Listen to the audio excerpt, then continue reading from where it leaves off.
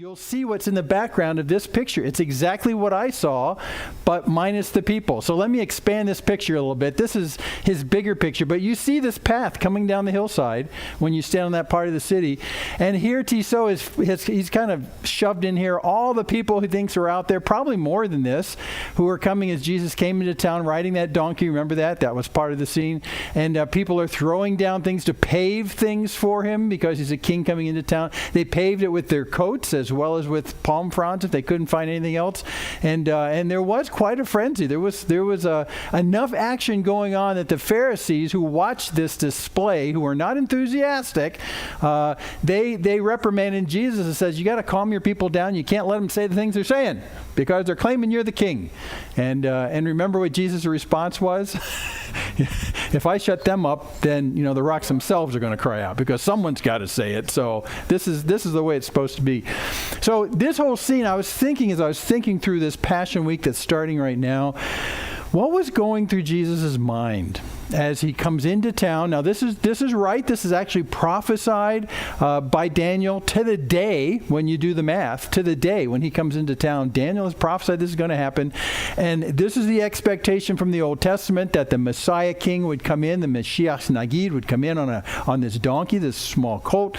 Everything fits to the day. So this is the right thing to do. But Jesus he knows what's going to happen. He knows that by this time the following week, he would be dead, but he would be risen as well. And as he looks at the people's enthusiasm, and I think this is what was going through my mind this week, as he looks at the people's enthusiasm as he's coming into town, his mind is probably split in a way. On the one side, yes, they're celebrating the coming of the Messiah, but they don't know what's going to happen at the end of this week. They don't know I'm going to be killed, and they don't know that I'm going to be resurrected. The roller coaster of emotions, these people who are presently running around with the palm fronds, they have no clue what's going to happen.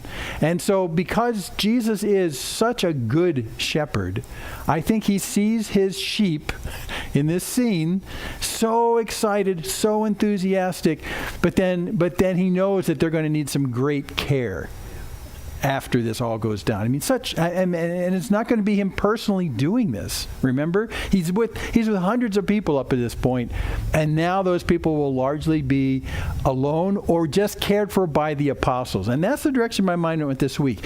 How well prepared are the apostles to care for these people who are going to go through the biggest emotional roller coaster of their life in that week and the weeks to follow?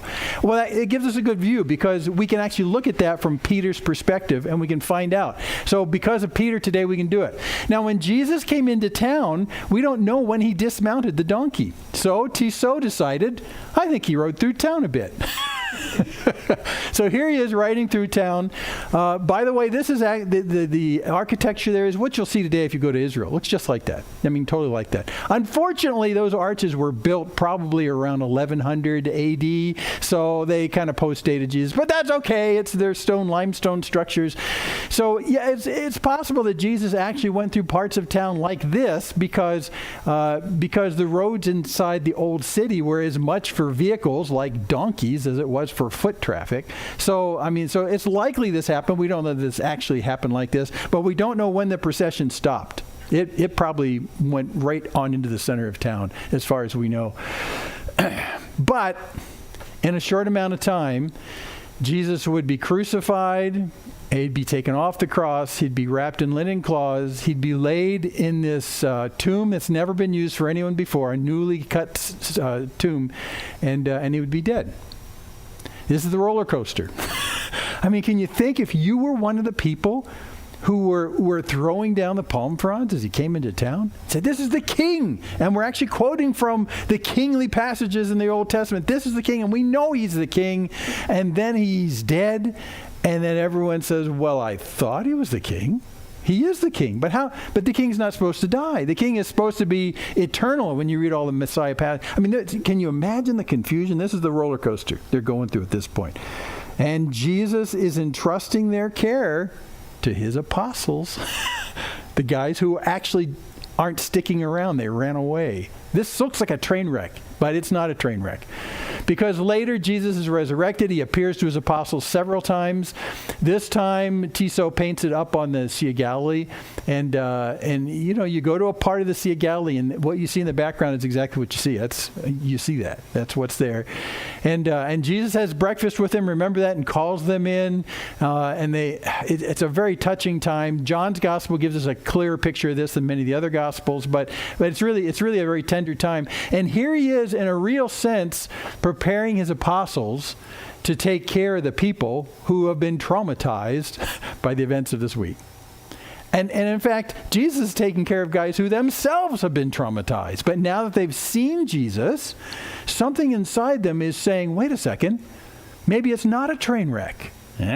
Maybe there's something more going on than we understood. And Jesus tells them about what's going on. Remember the two guys walking to Emmaus, those poor guys. They're walking. Jesus shows up and they can't recognize who he is. And Jesus asks, hey, what's going on? They said, well, are you the only person who doesn't know what's going on? Right? I mean, I always go back to that phrase, we had thought he was the one. It's as though they're right in the midst as they're walking those 2 hours out of town to their homes.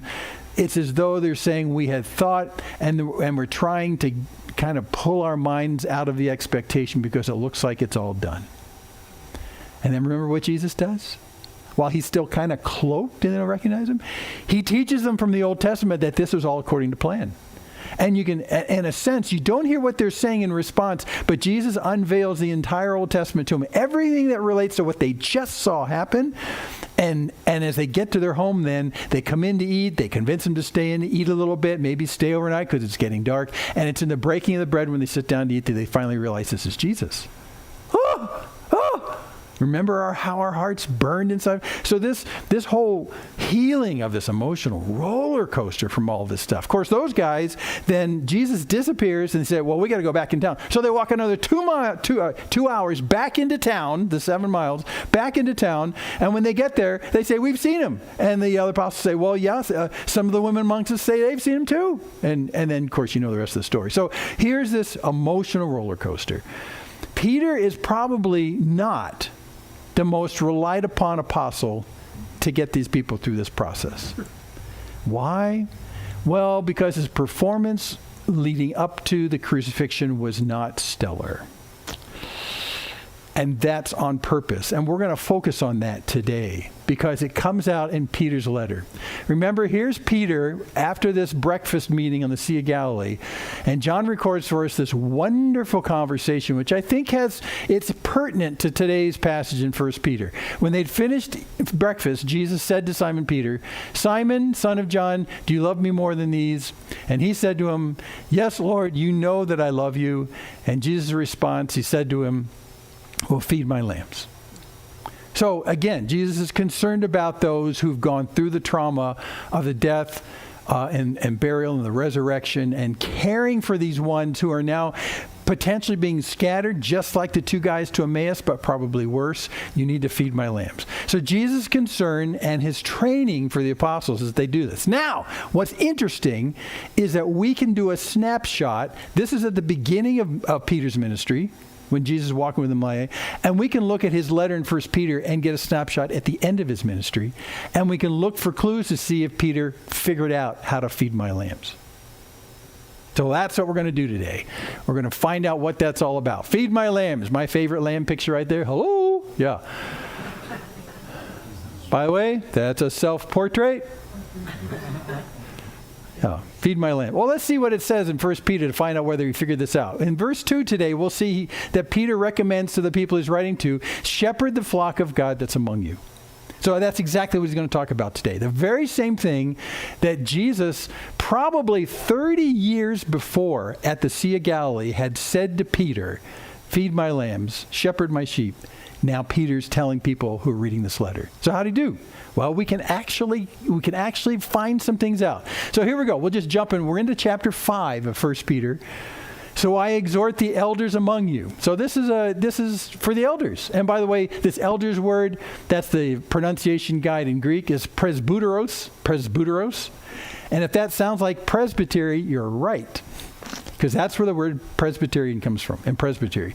That's the Greek word for old people. Old people. That's all it means is old people. So when you translate it as elders, that's a good translation, actually. I mean, but it doesn't indicate that someone is essentially wise. It just means they've been around for a long time. That's all that presbyteros means. So the Presbyterian Church, by the way, when it was founded, they said we need to have a church that's not run by some kind of gigantic hierarchy. We need to put in place people who have been around for a while, who've walked with the Lord for a while, who have an elder kind of perspective on things. People who are experienced in that. Which is why when elder is used in our culture here, it's kind of a train wreck in my mind, because presbyteros means people who've been around for a while instead of 18-year-olds who just graduated from high school. So that's what this is, presbyteros. So Peter's talking to the people who've been around for a while, and he's going to encourage them. He's going to encourage them because they have this role to feed the sheep, just like Jesus told Peter to do. So I exhort the elders among you as a fellow elder, I'm one too, and as a witness of the sufferings of Christ, and as well as a partaker in the glory that's going to be revealed. So here he sort of trots out, in a way, his credentials, but not really his credentials. He's going to make an encouragement. And as he makes this encouragement, he says, I want you to remember who I am, okay? I am also a fellow old guy. I've been walking with Jesus for, at this point, 3 decades. And Peter has gone all around the world telling about who this Jesus is and caring for the people that are there and actually fulfilling what Jesus asked him to do on the lake 30 years prior, to feed my sheep, to feed my lambs, to shepherd my people. He's been doing this for 30 years. So now here's his wisdom as a fellow elder. By the way, he doesn't say as the reigning elder or as the Pope-style elder. You know, he could try and pull rank right here, but he doesn't. This is the very first line. He says, I'm not up here and you're down here. We are fellow old guys. Fellow. And that word in Greek is exactly that. I don't have any edge over you. I'm encouraging you to do what I have been doing. We're on the same par right here. You have to fight every tendency to take Peter and put him up on a pedestal, maybe even form an entire church around his position in the church. But you can't do that, because Peter says, look, I'm talking to you all who are fellow elders, your fellow caregivers. Okay, and that's number one. So you see a humility here, which is really, really good. And then secondly, he says, a witness of the sufferings of Christ. Now that's pretty interesting. If he was going to really pull out a credential about why he can make these recommendations, I wouldn't quite state it like that. I would state it more like, as the guy that Jesus says, you need to go feed my lambs, I tell you, you need to feed my lambs. Or some kind of, or the guy who walked with Jesus, or the guy who had some kind of favored status with Jesus, or something like that. I wouldn't pull out the one who witnessed the sufferings of Christ. Isn't that odd? So it's not really a credential statement. It's a statement of, how do you want to put this? It's more of a statement of importance and purpose, and the fact that we're all jointly in this effort to glorify who God is and give people understanding about who Jesus is. And when I saw the sufferings of Christ, I realized there was something really important going on. Now, you can think about this for a long time. I came up with maybe, half a dozen different reasons why I'd quote that.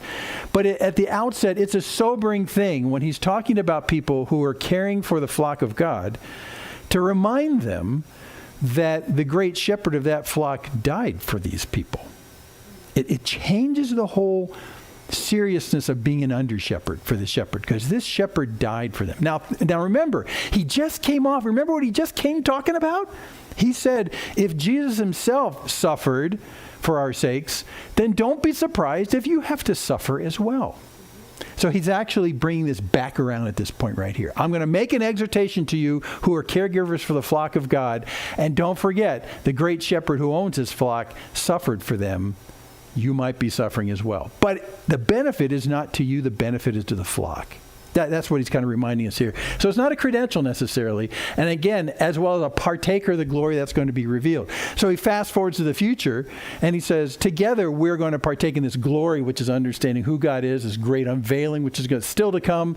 I'm a fellow partaker on that. I'm not getting there before you. I'm a partaker of that glory. I mean, we are on the same plane. So he's really brought it down to this level of, I'm not above you, and I'm not using credentials to tell you that you have to obey what I'm going to say next. We're in this boat together, and he goes past, present, and future. I'm a fellow elder present. In the past, I saw the sufferings of Christ. In the present, we're all going to be in glory together. So we're in this boat together, is what Peter's saying. He's not pulling credentials in order to be able to order you to do something. See that? If he was going to pull credentials, he would have quoted other stuff. Yeah, Phyllis. He's a servant. Yeah, and it's really clear from how he's saying this. So again, as you look at these, first time I read this, I thought these were credentials. Hey, I walked with Jesus. Did you? So you got to listen up to what I'm going to say now. He doesn't do that at all. He doesn't do that at all. He comes in a real humble sense. Okay, so now that we know who he is, I exhort the elders among you, shepherd the flock of God that's among you.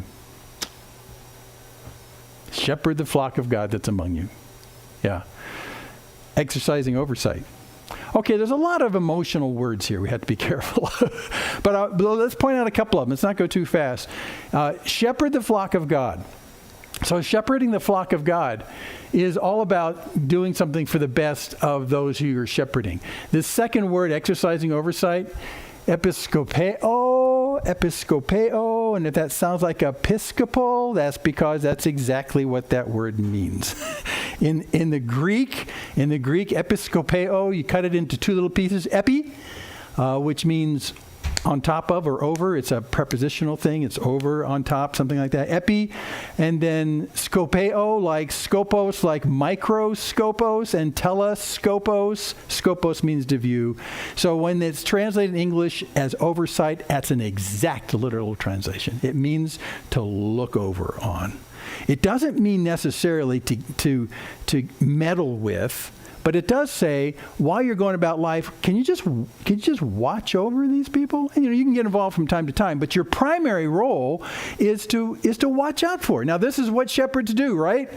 Right? The shepherds are out there. The sheep are grazing on this great green grass. You bring them by little streams. The sheep are all happy. As a shepherd, you got nothing to do, right? You fold your hands under the shade of a tree and you go to sleep.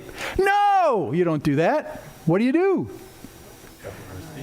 You watch for dangers. You're overseeing all the time. Not only for external dangers, but for the dangers of the stupidity of the sheep themselves. You're watching over them constantly. You don't presume anything. So it's the exact equivalent when he talks about shepherding the flock of God. You need to exercise it. Watch out for them, man. Watch out for them. And especially when things seem to be good and everything seems to be humming right along, watch out all the more. Watch out. So the oversight, it's a great word. Shepherd the flock of God that's among you. And I want to point out the among you part. He did not have to add that, but he added it intentionally. He could have just said, shepherd the flock of God exercising oversight. Shepherd the flock of God that is among you is his way of saying, wherever God has placed you as a shepherd in whatever flock you're in, shepherd them. Now, why would he have to say that? But isn't that like natural? No, not for a shepherd of the flock of God. I have to tell you, with my experience talking to pastors in Christendom, they often say, I can't wait to find another flock. It's common. It's common. They basically say, well, I'll put up with these people for a couple of years, but I hope the board, wherever my denomination is, rotates me out of here because these people are impossible. And Peter says, doesn't matter how impossible they are. You need to shepherd the flock that are among you. Oh no! Yeah, that's the way it works. Now, I'm not looking at you when I say this. Don't take any of it personally. But there is a frustration, even if you're a shepherd with real sheep, and you know the frustrations of dealing with real sheep, that you think, maybe I need to get out of the business of tending sheep. Maybe it's easier if I do turkeys. No, turkeys aren't any better. Maybe it'd be easier if I use chickens. So, the whole idea is to say the grass must be greener somewhere else, so let's get rid of this flock and try another flock. That's really the temptation all the time when you're doing oversight. And that's what Peter's saying. Not the ones that are among you, shepherd those. Don't go fantasizing for another flock. You need to shepherd the one. That's what he's saying right here. Those two little words are emphasizing stay right where you are because God's planted you right there. So shepherd the flock of God and do that. Now, the thing that messes this up for shepherds. You know what the chief danger that stops this process from working well? I'm presuming that's the face of a shepherd. I don't know. You know what gets in the way almost 90% of the time? Pride. Pride of the shepherd. And pride is like the biggest torpedo to having this process work in the world. Now again, when a shepherd spends his time, we're going back to the real sheep, shepherd spends his time with real sheep, one of the recurring thoughts is, I'm better than this. I mean, I got better things to do than care for sheep that are so dumb. I mean, this is just crazy stuff. I'm better than this. I deserve something much better than this. That's also one of the reasons why many times shepherds of the flock of God not only want to find another flock because they're frustrated with them, but they want to go to another flock because it might be bigger. Like, I have the qualifications to care for not a flock of 50, but maybe a flock of 500 or maybe 5,000, and maybe a radio broadcast and a TV show and a whole night. I can take care of a flock of 1 million people. That's what I deserve because that's who I am. Also, a shepherd who's proud doesn't give her a rip about the sheep. It's all about them. Yeah. So pride is one of the biggest torpedoes in all of this. And we're going to see this come back in the themes in just a second with Peter. Because when you dial back the narratives back 30 years, back when Jesus is walking with Peter often sticks his foot in his mouth. And much of that foot in the mouth syndrome seems to be motivated by this lingering pride. And I think Peter got out of that, but it's influenced by that. So we're going to see that actually that's changed. But just keep that in mind. And then he says, okay, shepherd the flock, not under compulsion. That is, not because you have to, not because, someone told you have to, but do it willingly. Do it willingly. And that word comes from the same word we use to talk about voluntarily. Like if you chose to do something in the next day or so because voluntarily you can do it, you'll do it. That's what he's talking about here. Don't shepherd the flock because you're told to. Shepherd because you want to. That's a whole different kind of a thing. And that's how God would have you do it. And again, he also says not for shameful gain. Now I can talk about this for hours, but there are shepherds who are in it for the shameful gain of it. The Old Testament has some very famous passages that really take down the shepherds of Israel. And in short form, what they basically say is, look, you're a shepherd for God's flock. Which means you don't own the flock. It means you take care of the flock for the owner of the flock. And yet what you do is you cut their wool and make clothes for yourself, and you kill them and you eat them for yourself. You are not supposed to be clothing yourself and eating the sheep. You're supposed to be caring for the sheep. So that's exactly what he's talking about here. The shameful gain is what he's talking about. And he's saying you shouldn't be doing it for shameful gain. For shameful gain. What should you be doing it for? But doing it eagerly. You're not doing it because you're going to get rich out of it. You're doing it because you want. Again, it's almost like the word right before, because you want to take care of other people. It's not about you, it's about them. So that's number 2 on that. Number 3 says, not domineering over those in your charge, but being examples of the flock. Now this line comes out in many other places in the scriptures, and you need to look at it really carefully. We have the tendency to think, because we live in employer-employee circumstances, that the shepherd of the flock of God is the boss of the flock. He's in charge. He can domineer over that flock. And that seems to make sense at first. However, what Peter is saying right here is that's exactly wrong. Well, wait, isn't the shepherd qualified? Yes, but the shepherd is most influential on the sheep by being an example to the sheep, not by domineering over the sheep.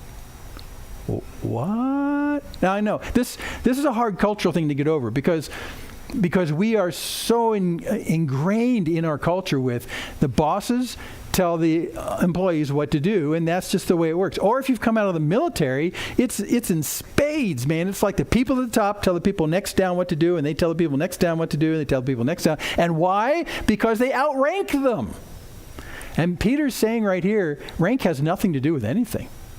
Remember, we looked at that very beginning as a fellow elder. You can see sort of this humility coming out. And Peter's saying, in the flock of God, caring and feeding for the flock of God, it does not run when you domineer over them. In fact, that word domineer, when you look it up in Greek, is the same word that's used for Lord. It's this, I was going to say curious. It's not curious. It's, I just forgot what it was. But anyway, it's the same word Lord, meaning the boss, person in charge. And you don't do that, he says. You need to actually be an example. An example?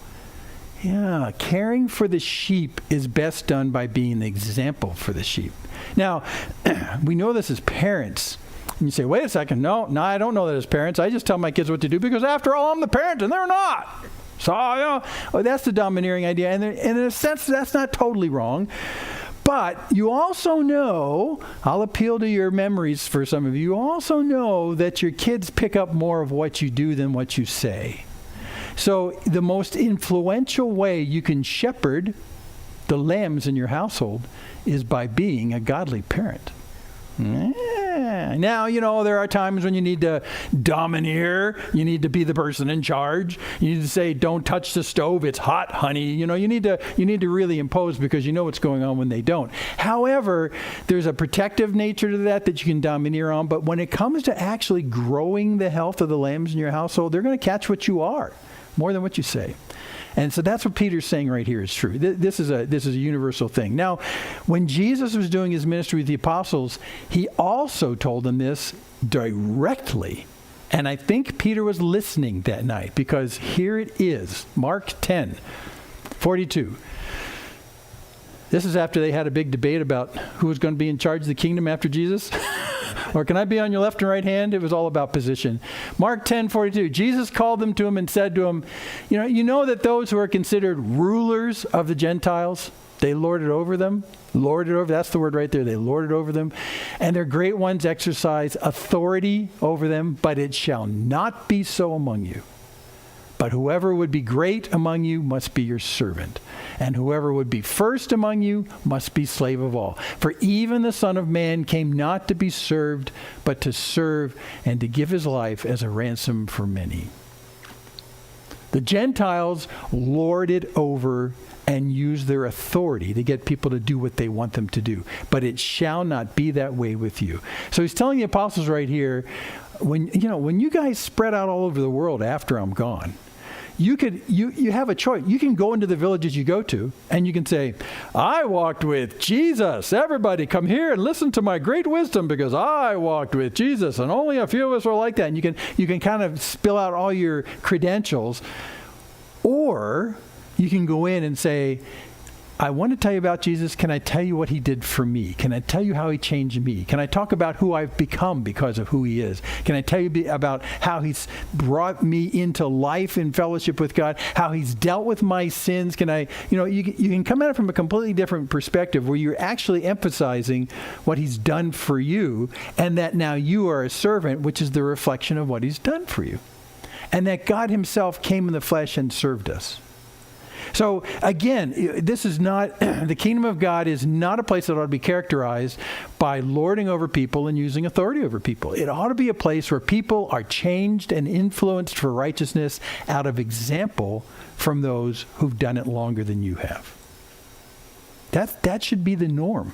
That should be the norm. And Jesus warned them about that. Okay, I won't go much further on that, but that's a super important point. And then he goes on, verse 4. So when the chief shepherd appears, you'll receive the unfading crown of glory. The chief shepherd. The chief shepherd. So I am not the ultimate shepherd of the flock of God. There is an ultimate shepherd. I am an under shepherd. And when you remember that you're an under shepherd, then you align your priorities with the priorities of the great big shepherd. That's what you do. That's what you do. You align yourself with that. You're not there to feed yourself or clothe yourself with the sheep. You're there to care for the sheep for the purpose of the great shepherd. Now, it's interesting that he calls Jesus the chief shepherd Well, then he doesn't call him the owner of the sheep. Who's the owner of the sheep? God himself. Well, wait, isn't Jesus God? Yes. So we get into a little Trinity deal right here. But what he's talking about, you remember, you heard Jesus say this many times, especially you hear it in John 17 when Jesus prays. And he prays to the Father and says, I haven't lost any of those that you've given me. He's speaking as a shepherd. Who owns the sheep? God himself. So that's what you're seeing right here, this under-shepherd idea. Jesus is the one who shepherds the created people of God. Jesus is that creator, yes. We're talking one and the same. But in the role as the Son, he's also not only the creator of the sheep, but he's also the shepherd of the sheep. He's the one that cares for them and grows them, okay? And then we are under-shepherds under him. So in this realm of jobs for the flock of God, we exist in a way to serve the chief shepherd who serves the creator of all the sheep. So that's what he's getting at right here. And you'll receive an unfading crown of glory. Well, remember, Jesus says in John 10, I'm the good shepherd. I know my own, and my own know me. And our job is to care for those who have actually responded to the good shepherd and not responded to us. Now, I'll put in a little PS right here. It's one of my soapboxes. Let me get up on my soapbox. On my soapbox, there's a weird thing going on in Christendom right now when you talk about the notoriety of famous pastors. Boy, I got to be careful here. But the deal is that if you ask some people, some Christians in different parts of the country about their church experience, they'll say, I attend so-and-so's church or so-and-so's church. And the church is not so much about Jesus as it is about so-and-so. And I got to be careful here because I don't think that's intentional in some parts, but I think it is intentional in other parts.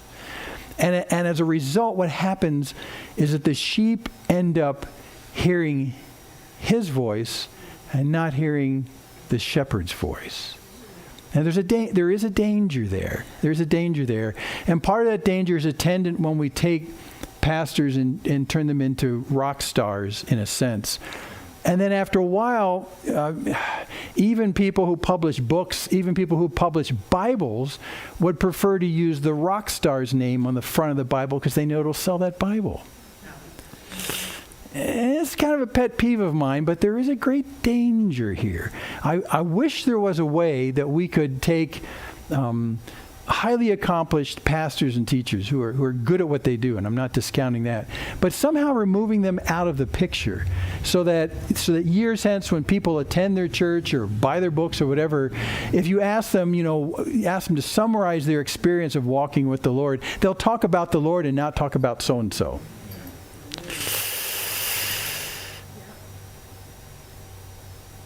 So, I give you permission to knock me down if I get my head too big. But it's the same thing with John the Baptist. Truly a rock star from an Old Testament perspective. He was prophesied to come. He was going to make the place straight for the Messiah to come. He himself said, remember, I must decrease and he must increase. So somehow that heart has to be part of the rock stars in Christendom. And you just got to be careful because it may not always be there. Now, we also know anecdotally, and I'll get off my soapbox right after this, we also know anecdotally that many of the rock star personality pastors in our culture often end up crashing and burning. And then when that happens, what happens to the faith of the people who followed them? Exactly. And that is a satanic strategy.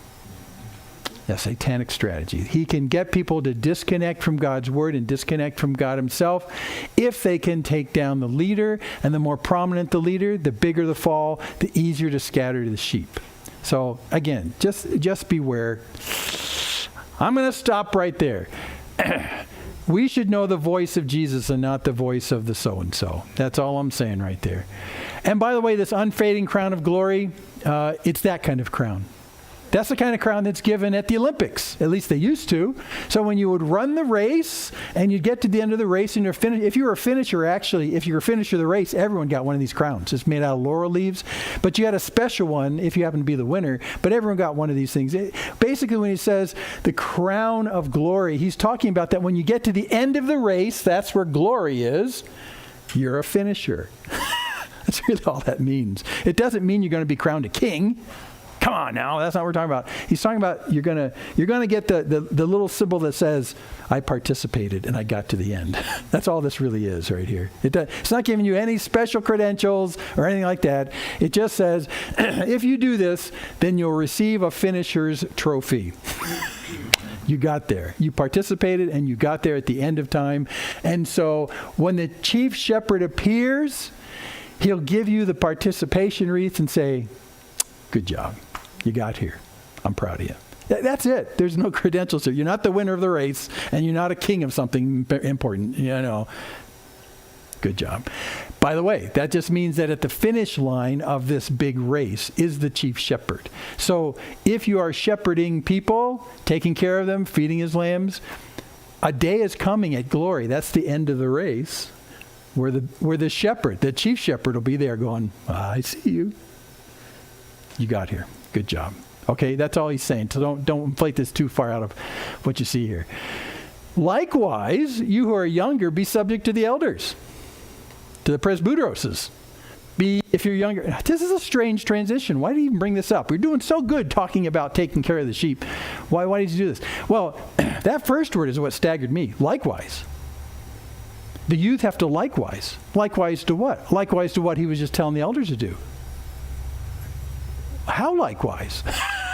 I thought, wait a second, I thought the presbyteros guys, the old dudes, were supposed to tell the young dudes what to do. So are you saying the young dudes need to tell the old guys what to do? That's the likewise? No. Good try. But if you're thinking in terms of authority and credentials, you'll go that direction. You'll go the direction of, like what I thought when I was 18, I was a lot smarter than my dad. So when my dad would try and give me advice about what to do or all this kind of thing, I'd say, Dad, man, you just don't know what you're talking about. You're way out of date. How old are you? You're way out of date. I know what's going on. So there's this tendency from the youth to think that the person can't, the parent can't tell them what to do because after all, they're enlightened in a way that their parents never have. Their parents are like dinosaurs from a previous era. They can't tell me what to do. I've got to take on what things really are. What's wrong with them? They're old. Am I the only one? Oh, thanks, Steve. Been there, done that. Okay. This is a common thought. I mean, this is what we go through. So what Peter's saying right here, when he's encouraging the older people to take care of the flock of God, then he says, likewise, younger is supposed to be subject to the elders. So he told us what the likewise is. It's being subject. So just back up a second. Is that what he was telling the elders, that they need to be subject? Well, yes, to be subject to Christ and also to put off their will and their selfish intentions for the best of the flock. Now, those are both subject. Subject is always a positional thing again. It's a positional thing again. That's why humility and pride are always positional things.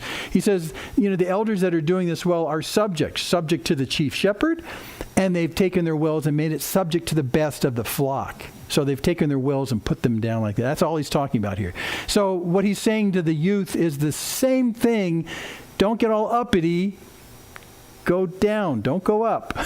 You need to be subject to your elders because the elders already have made themselves subject to the chief shepherd and subject to your needs. So you need to do that too. You need to do that too. So what wrecks this? That's my great, yeah, that's the teenager look. Yeah, right. You and who else? So the youngest, but what wrecks this for the youth? Pride. Oh man, this pride stuff, it's just really bad. It is really bad. Because pride is all about ego. It's all about yourself. It's all about yourself. Pride takes you in places that you just don't want to go. Pride is something that lies to you about who you are and what other people are. That song we sang earlier, that comes from Psalm 15. We'll sing it at the end too. When things are going well, when God looks at you and says, things are going well with you, it's when you actually accept the truth about who you are and what other people are and who God is. But when you prefer a lie about yourself, you're always going to be disappointed. and you don't understand why the universe doesn't line up to serve you. When I had my first baby, I Yeah. found out my mother was a lot smarter than I thought she was. Isn't it nice we grow up to find out our parents actually were smarter all the time? I mean, that's just a great thing. That's just a great thing. So pride, you got to watch out for pride. It's probably one of the chief indicators all through the entire Bible about the fact that you may be wrong-footed in life because of your pride. It's everywhere. It's all over Proverbs. It's all over the Old Testament. It's in the New Testament. It's just watch out. And pride is just lying to yourself about who you are. That's really all it is. Those who embrace the truth in their hearts, which is what Psalm 15 says, finally realize how to live life right. Because they live with the truth of who they are, what they've done, who God is, all that stuff. Dorothy and I were talking this week about the definition of truth. And truth is just basically the way things really are. That's really all it is. There's really only one way, the way things are. There's only one way. That's what the truth is. It's the way things really are. So when you want to ask about the truth about, what's the way that I really am? What's the way that you really are? What's the way that God truly is? You probably need to go to a source that's reputable rather than the wishful thinking of all the little gods of the people that live around you who are lying to themselves about who they are. And the first step toward coming to God is to come to the truthfulness about what God says you are. All we like sheep have gone astray, and each of us has gone to his own way. We're rebellious. We're full of sin. We completely disregard the Creator who made us. So we have to actually come to an agreement with God about our status. We have to embrace the truth of what God says of who we are, and then we say it with our mouth and we confess. That's exactly what that word means, is to agree with what God says about it by me saying it too. Yep, you're right. I'm a dirtbag. I'm riddled with sin. I have no hope of making myself sufficiently righteous to find myself in heaven when I die. I agree with that truth. That is the reality of the way things are. Now, mankind in its fallen state will lie to themselves about who they are forever. And I did. You probably did too. You lie. I have a little bit bad, but I'm mostly good, right? Yeah. So anyway, pride gets in our way for that as well, which is why Peter transitions at the end of the section to say, look, clothe yourselves, all of you, with humility toward one another. All of you. All of you. To the elders, the presbyteroses, to the youth, to everybody. Clothe yourselves with humility. And again, humility is just embracing the truth of who you are. It's not less than who you are. It's just who you are. It's the normal statement, the truthful statement of who you are. That's humility. Pride takes you above normal. This brings you back to normal. Humility is just bring you back to normal. Who are you really, and who does God say that you are? And I go with that. So what Peter's saying here for elders as well as youth is you need to engage with one another, embracing the reality of who you are and not overinflating who you think you want to be. And that also gets rid of the whole idea with the presbyteroses, the elders, of trying to use credentials to lord it over people. Because when you use credentials, you're trying to inflate their perspective of who you are. Pride, right? You quote all your credentials. I walked with Jesus. I touched him. I saw the resurrected Jesus. How about you? Huh? No, you're down here. I'm up here. That's what credentials do, which is why I hate credentials as well. Credentials are just a way to broadcast something about you that's probably bigger than what you really are. That's all. I hate credentials. I hate credentials. Peter says, I'm just a fellow presbyteros. I'm a fellow old guy. That's all I am. I'm a fellow old guy. All of you clothe yourselves with humility toward another. Now, why use that phrase, clothe yourselves? Isn't that a funky little phrase, clothe yourselves? Why doesn't he just say, be humble, dudes? Be humble. Clothe yourselves with humility. Because it's not your nature, but the garment of Christ's righteousness is something you can put on. And this metaphor is used all through scriptures as well. In fact, at the end in Revelation, when the bride of Christ comes, and collectively we are all the bride of Christ, he talks about the fact that the bride has made herself ready by putting on the white garment. And in effect, figuratively speaking, putting on this garment is a way of saying, inside, I'm kind of still what I am, but now when you look at me, you see the righteousness of Christ. Made her robe white. So there really is a sense, and Paul uses this, he uses this figure of speech many, many times when it comes to righteousness. He says, yeah, we are all dirtbags, but because of the righteousness of Christ, these aspects, you can actually crawl into the clothing of the righteousness of Christ, and he'll make that you. He'll give you that righteousness. So it's when he says clothe you, he's talking about the fact that this transformation of humility is something that you acquire from someone else. It's not something you self-generate. That's what he's trying to say. That's what he's trying to say. That's the metaphor that's used. It's something that you acquire from someone else, and that someone else is the righteousness of Christ himself.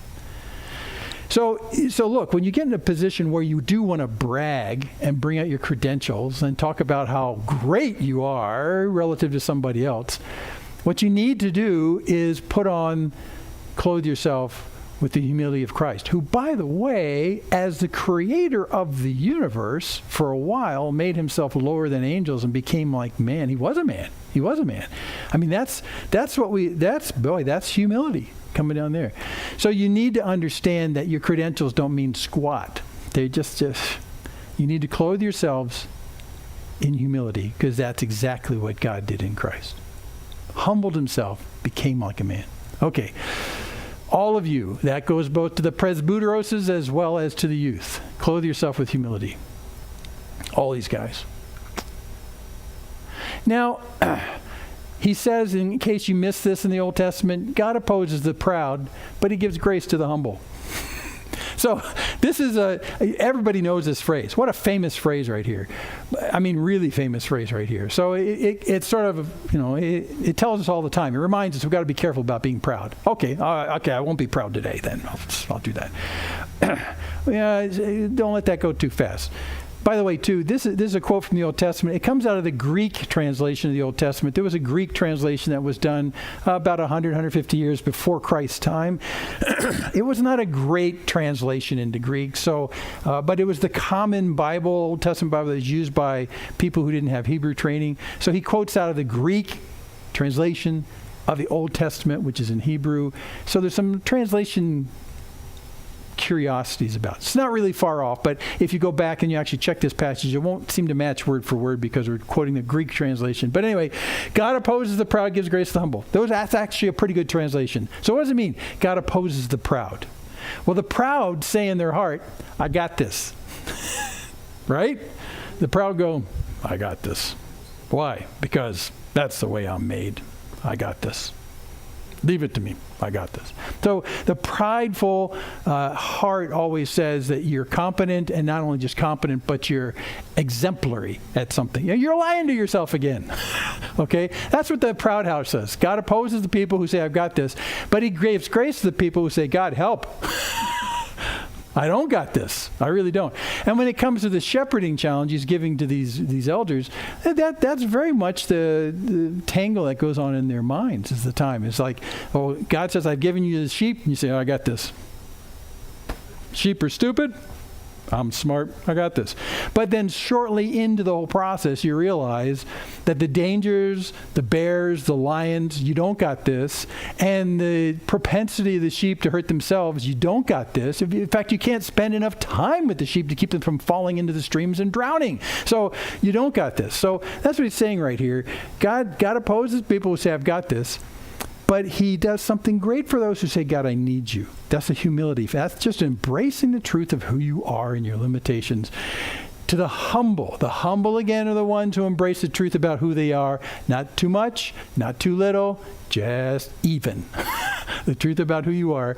And God gives grace to them. Now, that's a funny phrase. I would say instead, God gives strength to those people. Or God informs them with wisdom. Or God does stuff. I wouldn't say grace. Because grace is a word that we use when we talk about salvation. Well, in fact, this is what we talk about. It's a gift that you don't deserve. Right? That's grace. That's exactly. So what I do when I read phrases like this, and I realize that it's prone to probably just read over and go, God gives grace, blah, blah, blah, blah. I just retranslate into what I know the words mean. So look, God opposes those people who say, I got this, but he gives gifts to those who don't deserve it when they admit that they don't got it. Now, doesn't that make a lot of sense? Doesn't that make a lot of sense? God opposes the proud. How does God oppose the proud? Largely by just letting him go. When you say, I got this, God says, well, okay. Tell me how that works out for you. Yeah, and then he watches you. Yeah, exactly. That's exactly that's how God opposes the proud. But when you say, God, I don't got this, he says, great. I can give you everything you need to do this. What a great application for shepherds. And I might say we'll extend this past shepherds to if you're a parent or if you're a caregiver to anybody or if you have any influence in the lives of other people. You'll probably get to the point where you say, I don't know what to say. I don't got this. I suddenly realize how ill-equipped I feel for doing this. And then you turn to God and say, God, this is a person you've put in the sphere of my influence. This is a person I want to love. This is a person I want to do something good for, but I haven't got a clue. Can you work through me? Help. And God says, yeah, you don't deserve this, but I'm going to help you do this. That dynamic happens all the time with me, and I hope it happens with you. Because this message isn't just for caregivers like shepherds. This is for the body of Christ who have been gifted to care for one another. To care for one another. Now, some of you may be older than others, which puts you more in the presbyteros camp. And I think there is a certain amount of expectation that those who've walked with the Lord longer may have some advice for those of us who've walked fewer years. And so I'll sit and listen. I need to understand, how do you do this? And there's nothing wrong with that dynamic, by the way. And as I was thinking through this week, I thought through the parade of people that have come through my life when I was a younger Christian. And they were presbyteroses. They were older. I mean, they'd walked with the Lord a longer time. And I watched them, and I watched how they reacted, especially in situations of stress, especially in situations of stress with stupid sheep. And I watched them react, and I watched their loving kindness, and I watched their gentleness, and I saw the example of their life, and I didn't even know it at the time, but something about that example wrote onto my heart. And I've taken the effort over the last several years to kind of get back in contact with some of those people. Say, you may not understand, but something beyond words happened with me spending time with you. And they almost universally say, well, I didn't see it happen. I mean, we just hung out. We just did stuff together. I know. But I can actually see it. I can see what God did, and it's something that God did in proximity to you, which is an encouragement to us that many times we just need to find proximity to one another. And in that process, God's Holy Spirit will do things amongst you and write upon one another the grace that he's written on us. When Paul starts out in 2 Corinthians, he says, you've gone through hard stuff. God's comforted you. But you know what? He comforted you so that you'll be the one to comfort other people.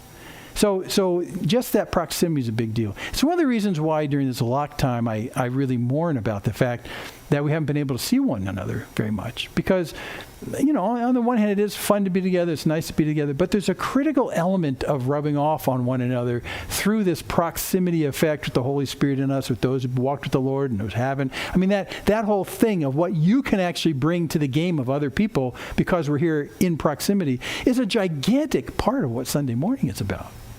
I mean, it's a gigantic part.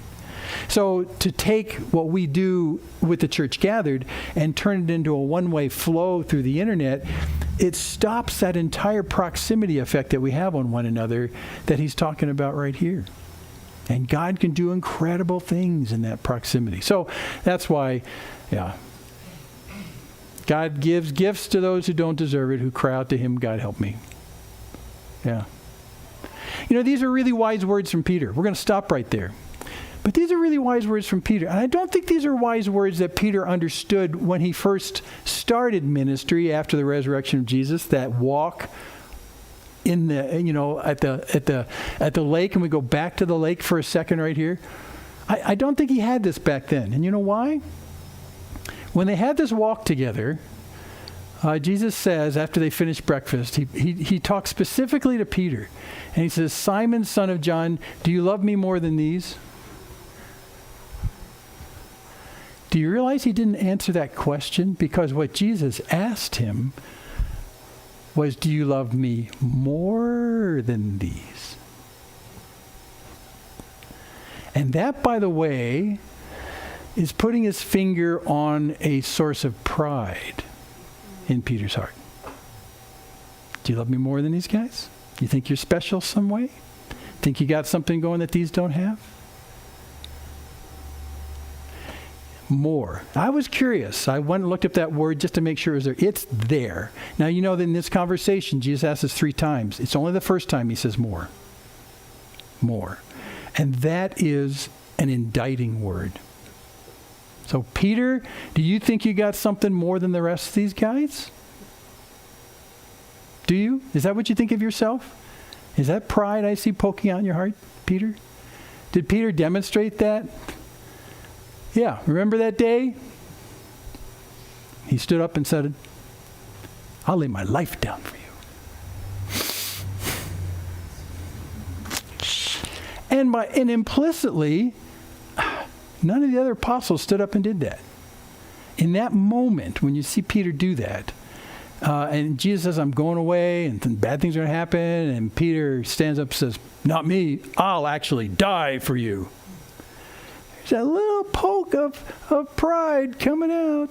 So when you get to the lake, just a little while later, a couple weeks later, and Jesus says, so do you still feel like you love me more than the rest of the guys?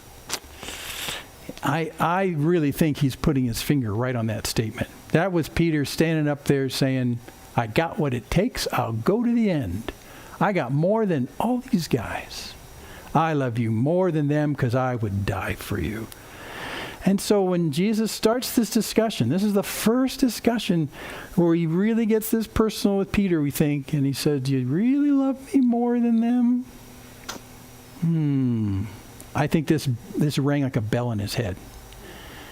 Now, you remember what happened right after Peter stood up and made that very brash statement? Jesus says, Peter, look, before the dawn, before the rooster crows, you'll deny me 3 times. Ouch. So even at the moment he makes the claim, Jesus says, you got a pride thing going here, Peter, because I'm telling you, in just a number of hours, what you just said is going to be completely violated. You're going to deny me. And not once, but 3 times in a row you're going to be doing this. So no, Peter, pride, dude, pride. And then a couple weeks later at the lake. So, Peter, do you love me more than these guys? And Peter's response, yes, Lord, you know that I love you. Now that yes isn't yes, I love more. If you look at that, that's just an agreement like, okay, I get what you're saying. I'm with you. Okay, Lord. And this is what's interesting. You know that I love you, which means I'm not making a claim about how much I think I love you. I'm going to let you define how much I love you. Now that is a shift from pride to humility. Because right in that split second, what Peter is saying, I wish you'd use some more words, but what Peter is saying is, yeah, I thought a lot of myself. I claimed I would die, for you when the other guys wouldn't. I was proven wrong. I understood all of a sudden how much pride was ruling my heart. I realized how much I misunderstood my own heart, and I wish that my heart was something other than it was.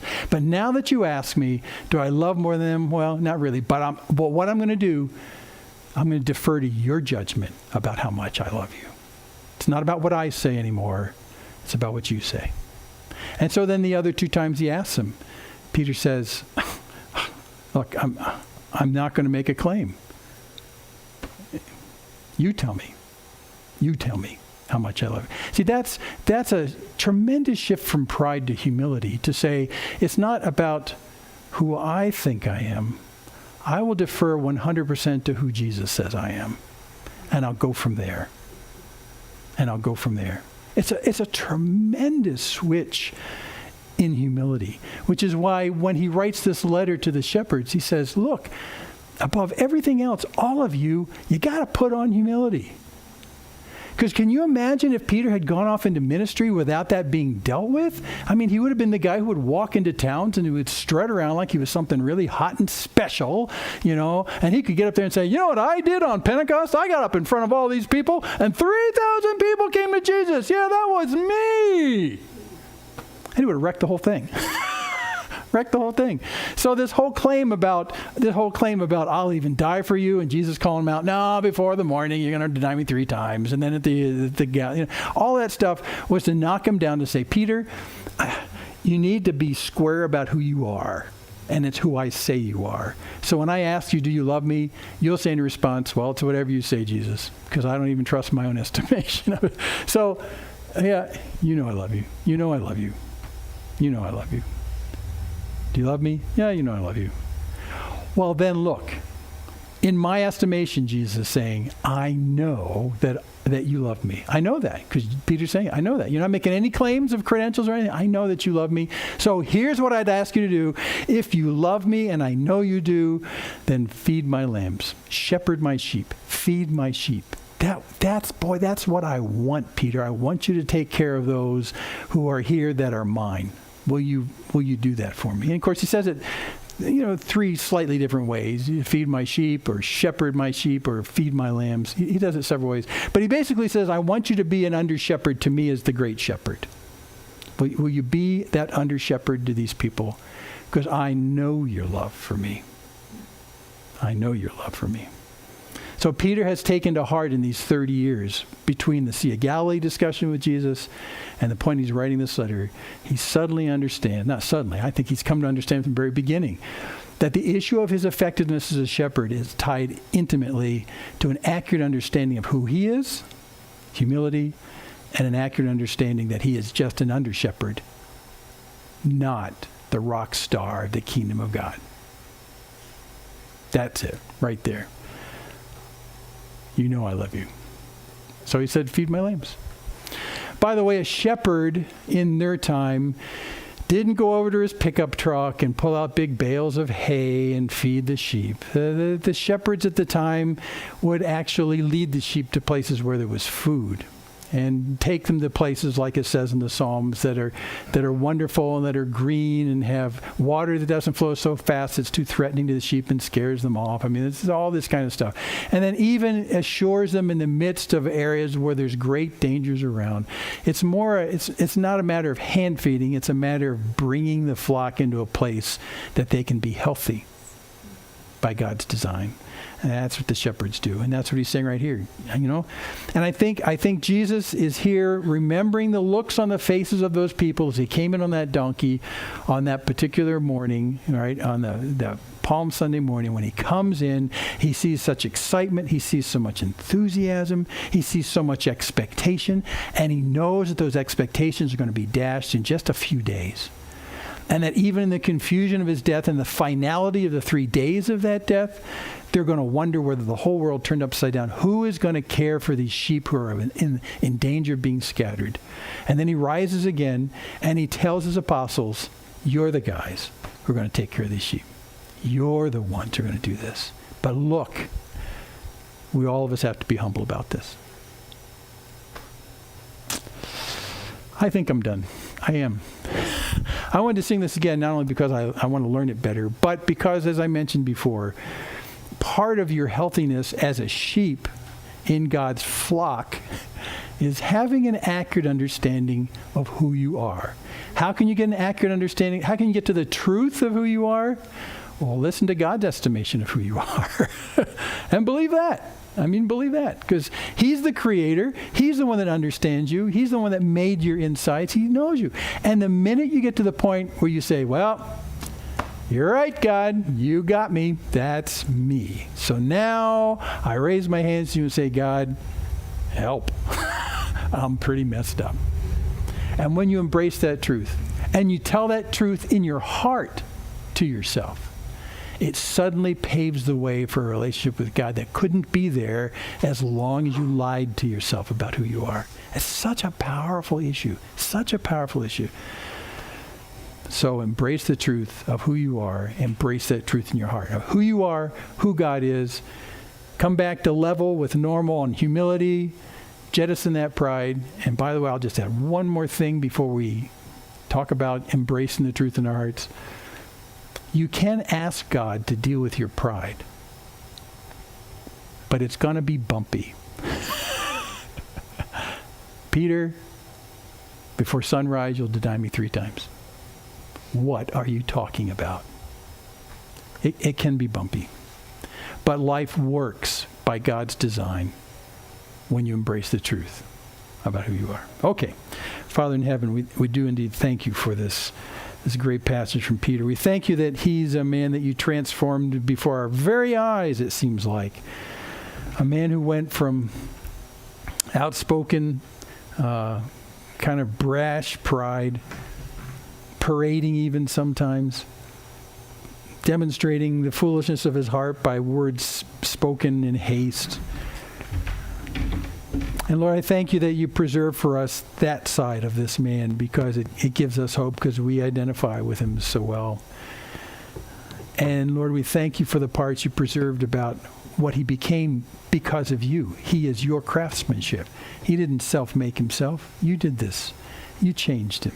You brought him away from that old past. And now we see him 30 years hence giving advice to others who would shepherd, saying, look, you've got to all clothe yourselves with humility. You've got to. It's key. It's how things work. Clothe yourselves with humility toward one another. And God, we have hope because you allow us to clothe ourselves with the righteousness of Christ. And we cry out with our hands in the air and say, God, help me. And you rub your hands together and say, finally, I've been waiting for this moment. And you draw alongside, and through your Spirit, you equip us to do the things you ask us to do. And things happen that we could never, ever predict. God, finally, as we kind of go from here, I pray that you would give us a sense that you've made us all shepherds in some context with the people that you have placed in our lives, in the flock that we find ourselves in. You've made us shepherds in that way. So I pray you'd continually remind us that in that context, we need to subject ourselves to them. We need to humble ourselves with them. Even when this flock that we find ourselves in can be kind of annoying and irritating, and it seems like we're just spinning our wheels getting anywhere. But we pray that you would give us a reminder of the fact that you have put us there as shepherds to look to their well-being. And that well-being is centered on bringing them to an understanding of themselves and of an understanding of the gospel and what you've done on our behalf. So yeah, Lord, we admit all we like sheep have gone astray. Each of us has gone his own way. But you have caused the iniquity of us all to fall on him. And as we come to Easter, we bring this to mind again. The great loving kindness of our God, who came in the flesh and died on our behalf. So thanks for this word from 1 Peter today in Jesus' name. Amen.